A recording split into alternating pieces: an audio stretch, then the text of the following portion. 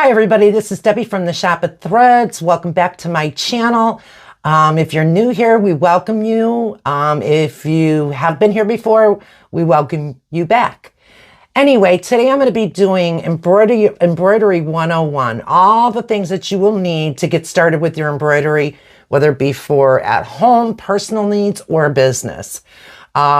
You're obviously going to need your first thing is your machine. So some people start out with a small machine. Some people start out with a larger machine. I've never touched an embroidery machine in my life, never embroidered in my life.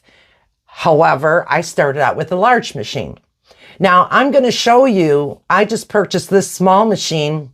I haven't used it yet, but I purposely bought it with the intentions of sewing more so than embroidering. But the beauty about this machine, which is a Brothers, and I'm going to show you right here. Beauty about that is I'm able to sew plus embroider. And I think the largest hoop that it uses is a 5x7. So I haven't even fired it up yet, but my intentions are hopefully this next coming week. I've just been real busy with embroidering right now with the holidays. So things are a little slower than they would be by me showing everybody things, you know, that I'm making and so forth, because I am doing orders in between because I do have a small business with the embroidery. So anyway, first you're going to need your machine. So if you don't have a small, or if you purchased a small machine, great. If you wanted to go bigger, you haven't purchased quite yet and you're not sure, let me show you what I purchased when I first started out. Okay, this is what I purchased when I first started out with my embroidery business, or for that matter, embroidering on anything, is a Brother Entrepreneur 6 Plus. It's a Pr670e. I know that they have been discontinued, and I've had mine now for a couple of years, going on 3, I think, actually. But it's a 6 needle, and I was watching tutorials prior to purchasing the machine. So when I got it, I just had to watch a tutorial on how to thread it. And, you know, occasionally go back on other tutorials looking to see what, you know, things I may have gotten confused on. But that's what I purchased. So now I'm going to take you over and I'm going to show you all the items you'll need to get started. Okay, so when you purchased your machine, whether it be a smaller one or the larger one, typically your hoops will come with it. Regular hoops. So when I say regular hoops, on my machine here, for my Pr670e, the larger machine, these came with it, okay, because they have to go onto the arm or of the frame of the machine when you're ready to embroider. So they have these brackets that come out here. But anyway, I'm only showing you a couple different sizes, but there was, you know, these sizes here, this one. I want to say there is an 8x10. I'm not sure. There's like 5 or 6 of them. I didn't use these very long because I had started watching other tutorials even prior to my machine coming on the magnetic hoops. And I knew that's the way I wanted to go. So until I got my magnetic hoops, yeah, I did do it this way. And there's nothing wrong with doing it this way. It's just, it's a little more convenient with the magnetic hoops. So if you can't afford it, understandable. Not everybody can. I couldn't for a little bit prior to getting them. But if you can, I'm telling you, it'll make your life a lot easier. And not only that, if you're looking to get into a business, whether it be small, medium, and hopefully you can grow from there if you're looking to do a larger business. But to start out, if you are going to get the hoops, they make it so much easier for hooping shirts and hats. Hats, you got to have the cap driver, which I'll show you. But let's just kind of go through the hoops right now, and I will show you what I have as far as the hoops go. Okay, so when I say my magnetic hoops, that's my magnetic hoop. Okay, let me get the other part of it. You got to be careful with magnetic hoops. I've done it, trust me. I've made a lot of mistakes along the way, and that's okay because when you make the mistakes, you learn. So this magnetic hoop, you got to be careful of your fingers because when it snaps in, it snaps in. And I'm not going to really show you too much right now, but I'll show you just how going like this, how it sticks. I don't want to let go of it because I don't need my fingers smashed in it. So anyway, that's what we say by magnetic hoops. And then they've got the arms here, which go onto the machine.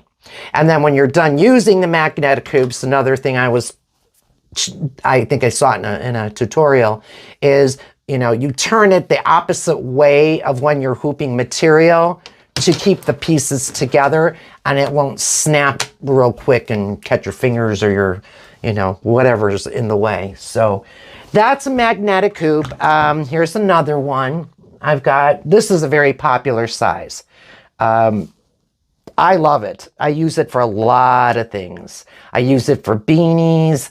I use it for a lot of things. So anyway, these are your magnetics. Just wanted to show you that. Another hoop that it's not necessary, but if you get the chance to get it, is you've got your frames, okay? This is the Durkee Easy frame, and I love this a lot. When you're going to float your items, meaning when I say float, I'll show you. What you're going to do, this is sticky. When you take and unroll it's like contact paper. So it's very sticky on the one side, on the side here. This side is just not, but you're going to stick it to your frame, and then you're going to be putting your material onto that, and it sticks on there. Now, typically you have to use clips for whatever you're embroidering to clip it down so it doesn't shift or move and cause registration problems. But that is what when they say you need to float something, this is how you would float it. Okay? So these are great. If you're first starting out and you're just using regular frames, that's fine. But eventually I would highly suggest probably this over the magnetic, because I don't think you're going to go if you're just starting out right into business. So this, because you float things, and there are some items that you're not going to be able to put on a hoop. So this would be my next step, and then eventually definitely get the magnetic. They're wonderful too, as I stated. But okay, so those are your frames that you'll need. The other things that you will need is you're going to need stabilizer. Now, there's different types and different mediums of stabilizer. I'm going to show you the basic of what I have and what I use. I use tearaway, which again, tearaway is I use it for like my baseball caps, towels. What else do I use it?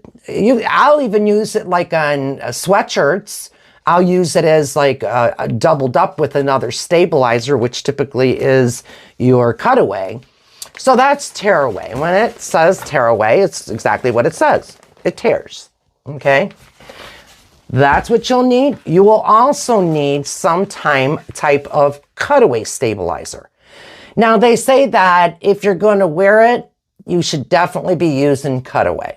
Now, I agree with that in a lot of respects, but I have done tearaway on something I have worn, and it didn't do anything that was going to be goofy after I washed it. So it depends on what you're embroidering. But typically, if you are going to wear something, this is the way to go, okay? And when they say cutaway, that's exactly what they mean, because you can't tear that away. Okay, so that you'll need. And then also you will need water soluble, which is this here. Now, these come in packages, which you can put the soluble right back in the package. Some don't come in packages. They just come wrapped in a very light plastic. So this was one of them that didn't come that way, but I bought a lot of it because I use so much of it, and I don't get the big sheets of it, and I'll tell you why. Majority of the things that I do when I'm using water soluble are not any bigger than this is.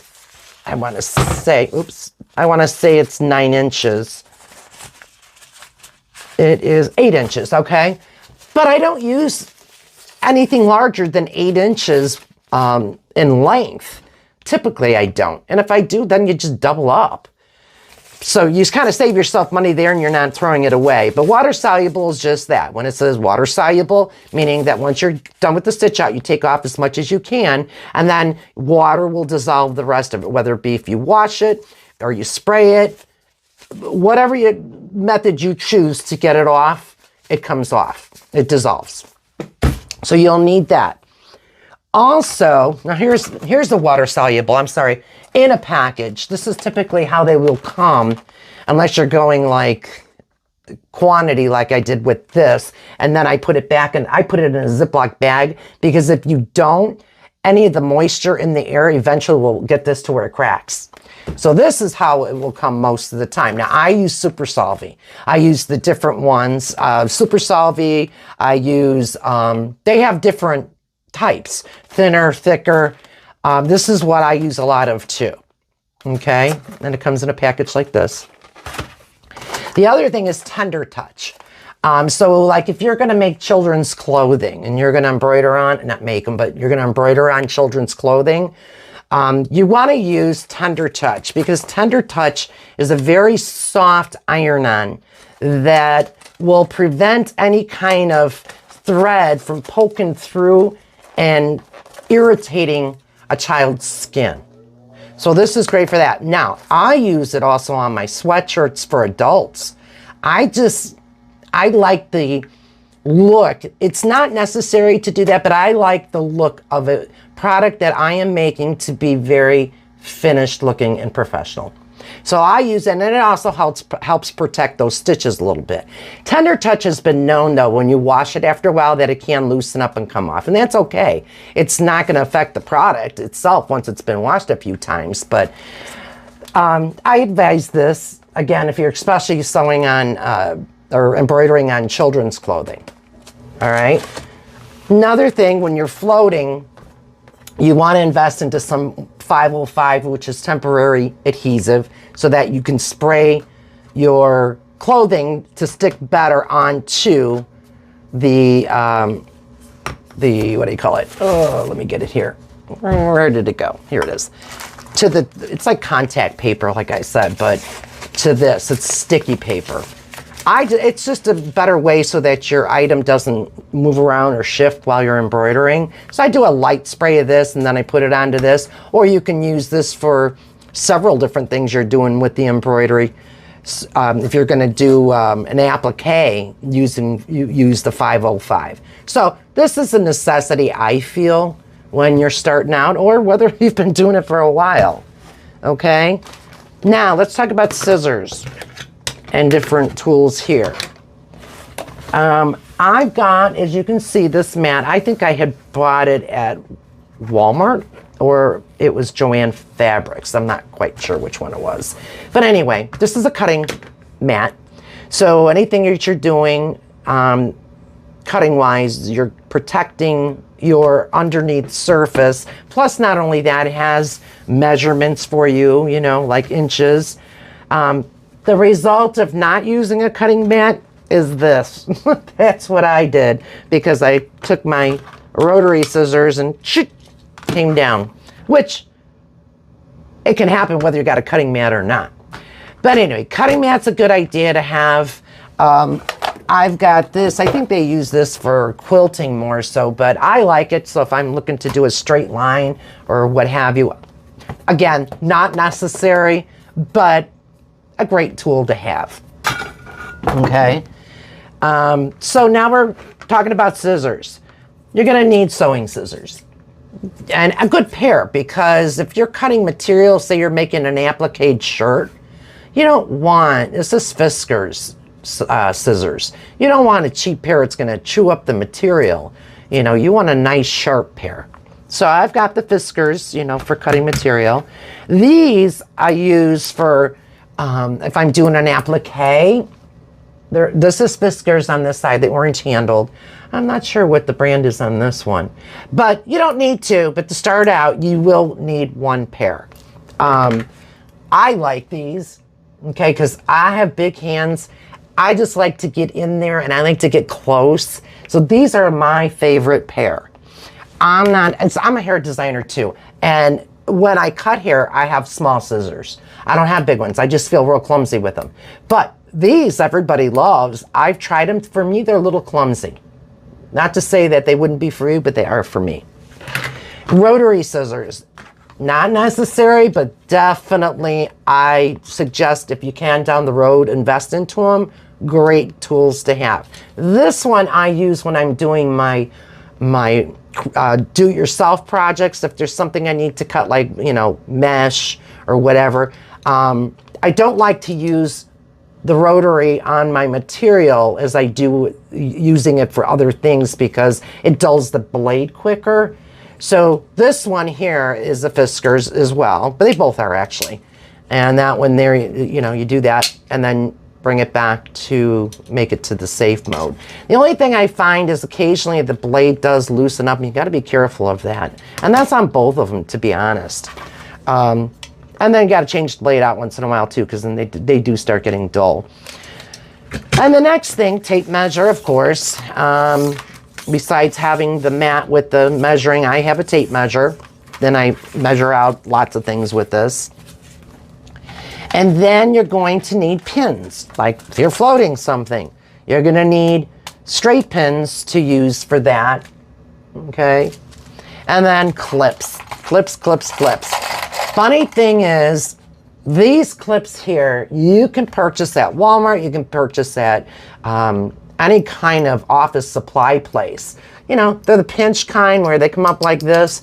These I use for hooping my hats. And I'm telling you, over any other clip such as this or this, these by far hold things in place. Now, you do have to be a little bit careful that these don't come up and in the way of your stitch out.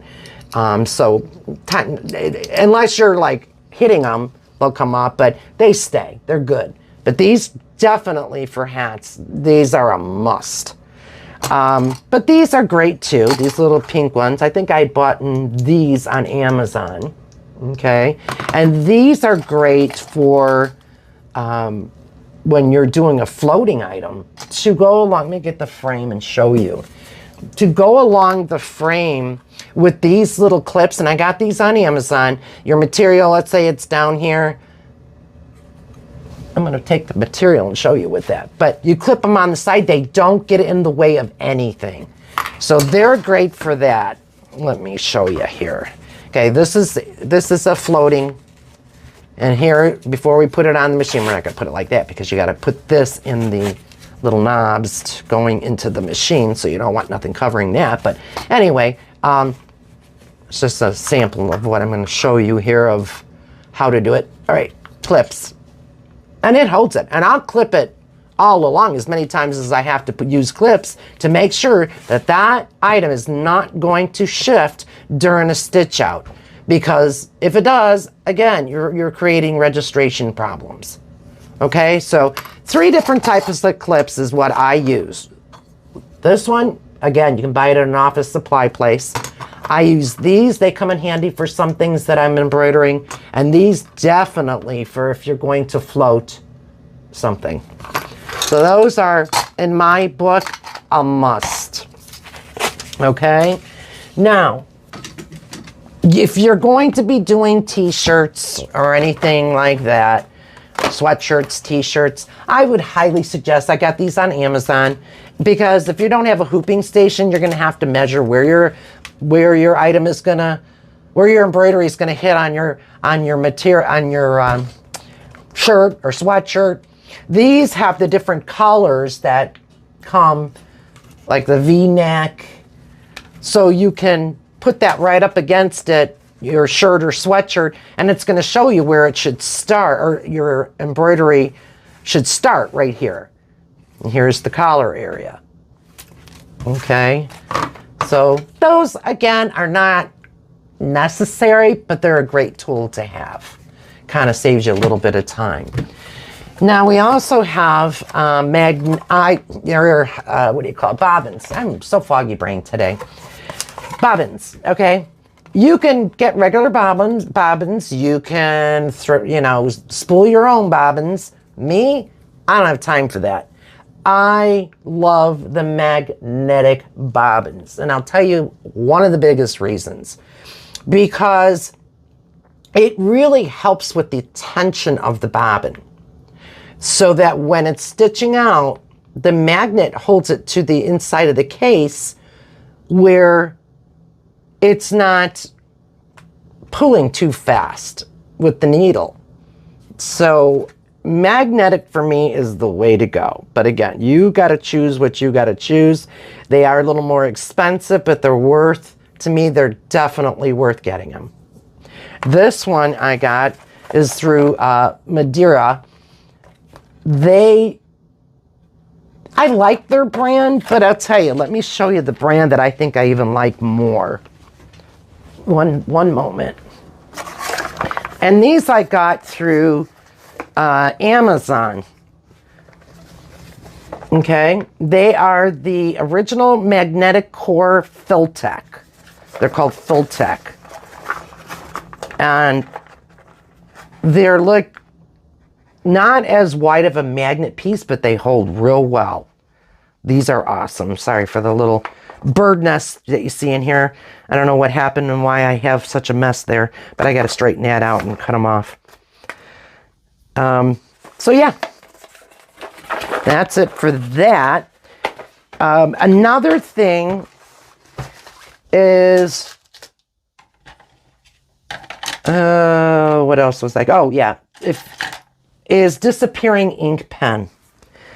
This is, to me, a necessity too.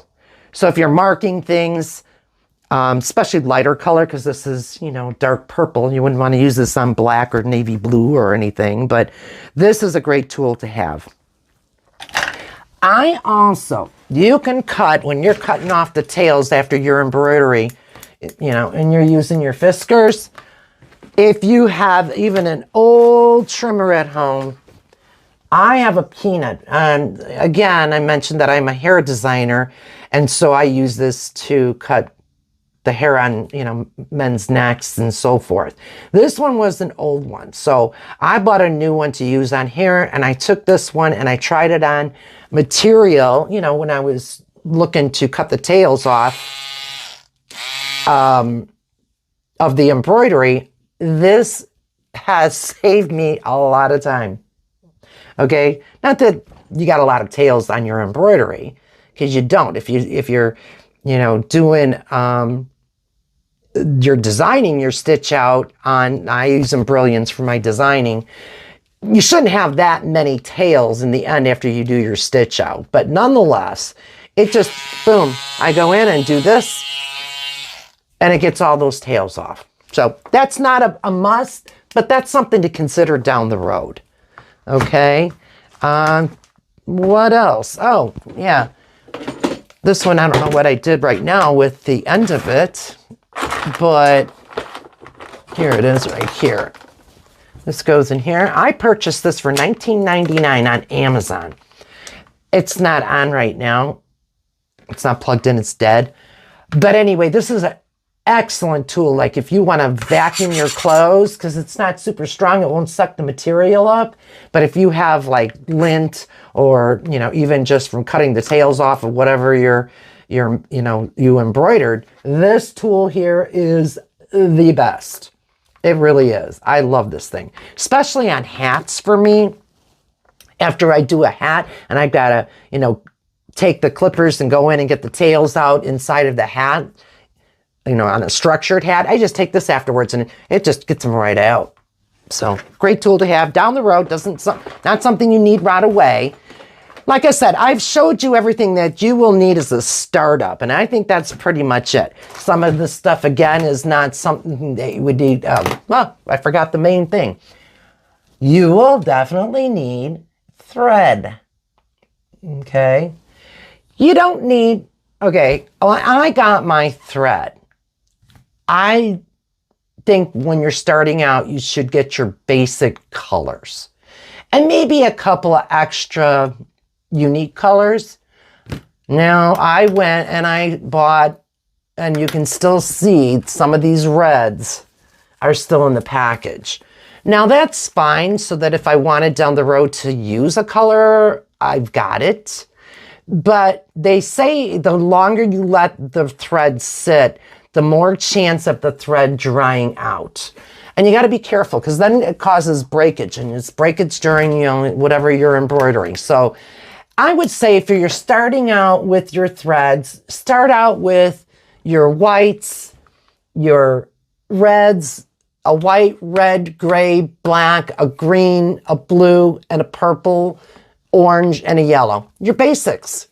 And then you can start adding, you know, different shades in there little by little. I kind of went, you know, crazy. That's just my nature to go way out and do above and beyond. And sometimes it's not always necessary. So that's what I'm telling you. Just get your basics to start out, and then, you know, just keep adding to your colors. I use the Madeira threads. I love them because you don't get as much breakage. I don't know much about other products out there because I haven't really used them. So, but what I do use, I love. And then you can get your, like, your metallics down the road and whatever else that you think you're going to want to use. Okay. So that's pretty much covering your basics of embroidery. Sorry I didn't have my face in there the whole time, but I don't think you're here to look at my face. So it's the scary face today. The wind blew me in. Anyway, so that is the basics. So if you have any questions, my gosh, please feel free to write them in the comment box. And also, if you would, please hit the like button and subscribe, and don't hesitate to share it, or share our video. All right. You all have a wonderful day, and I thank you for watching our video, and we're looking to do more tutorials, you know, on other things, different types of items that we're going to stitch out. What else? Yeah, there's going to be a lot more to come. All right. Y'all have such a great day today, and thanks again. Bye-bye.